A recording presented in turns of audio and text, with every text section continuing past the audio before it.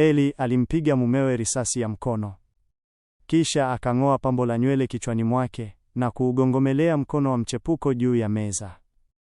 Ni hapo tu ndipo mumewe alipogundua kuwa alikuwa amemdharau sana mke wake. Ilibainika kuwa Eli aliwahi kuwa bosi wa uhalifu aliyeogopwa zaidi. Lakini baada ya kukutana na mumewe, alimpenda. Tangu wakati huo, akawa mama wa nyumbani mwenye kujitolea. Kwa msaada wake wa kimya kimya, mumewe alipanda vyeo kutoka mfanyakazi wa kawaida hadi mwenyekiti wa kampuni. Lakini kitu cha kwanza alichofanya baada ya kupata mafanikio ni kumleta mchepuko wake nyumbani. Alidai kuwa amepata ladha ya upendo wake wa kwanza ndani ya mwanamke huyo. Eli hakuamini kuwa miaka yake 7 ya upendo ingeisha hivi. Akiwa mjasiri na mwenye msimamo, mara moja aliomba talaka. Mumewe alikataa katakata. Alisema kuwa sasa ni wakati mgumu, kwani alikuwa karibu kuteuliwa kuwa makamu wa rais wa nchi. Kashfa yoyote wakati huu inaweza kuharibu kila kitu.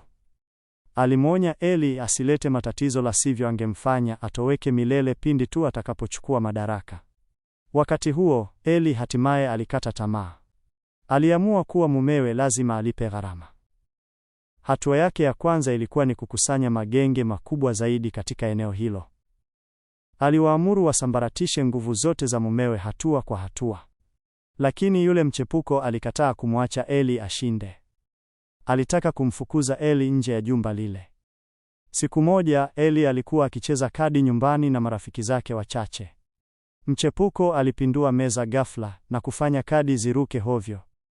Kadi moja ilimpiga binti wa Eli kichwani. Eli alilipuka kwa hasira. Alisimama, akainua mkono wake na kumpiga kofi mchepuko huyo. Kisha akawaamuru watu wake watandaze makaa ya mawe yanayowaka moto sakafuni na kuweka chuma kikubwa juu yake. Alimwamuru mchepuko huyo acheze densi juu ya chuma hicho ili kumuomba msamaha binti yake. Akikabiliwa na bunduki iliyoelekezwa kwake, mchepuko alijawa na hofu. Hakuwa na chaguo ila kutii. Wakati huo, mumewe alirejea nyumbani. Alimpiga teke binti yake pembeni kwa hasira. Hasira za Eli zilifikia kilele.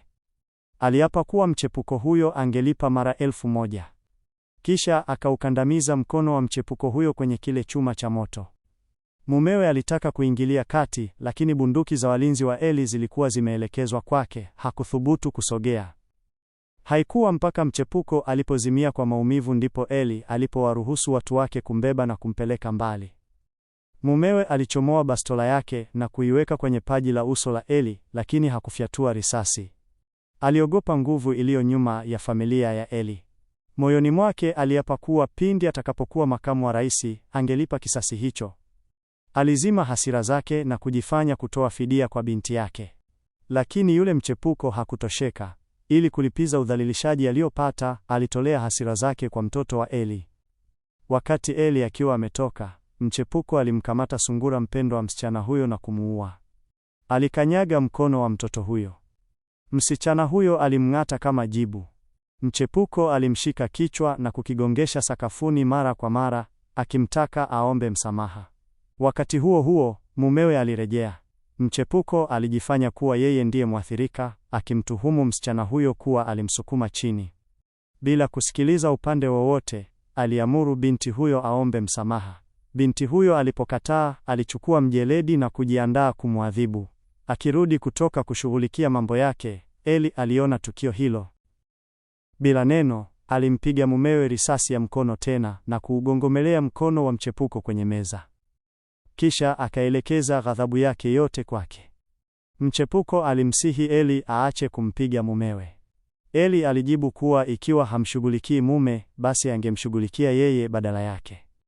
Wakati Eli akimwadhibu mchepuko, mume alipiga filimbi na kuwaita walinzi wake. Alifikiri hii ingempa Eli fundisho.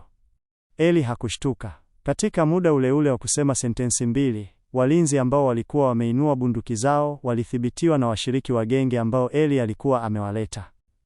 Alimuuliza binti yake nini kilitokea. Msichana huyo alieleza kila kitu kwa uaminifu. Eli alichomoa kisu na kumchoma mchepuko kwenye paja. Kisha akawaagiza watu wake wamtupe mchepuko huyo ndani ya tundu ili aliwe na mbwa. Akiwa na hofu, Mchepuko alikiri kuwa alikuwa na mimba na ilikuwa ya mtoto wa kiume. Mumewe, akisisimka kwa wazo la kumpoteza mwanawe, alimtishia Eli kwa ukali asimuumize mchepuko huyo. Eli alimpuuza. Badala yake, alimweka mbwa wake kipenzi na mchepuko huyo ndani ya gunia moja.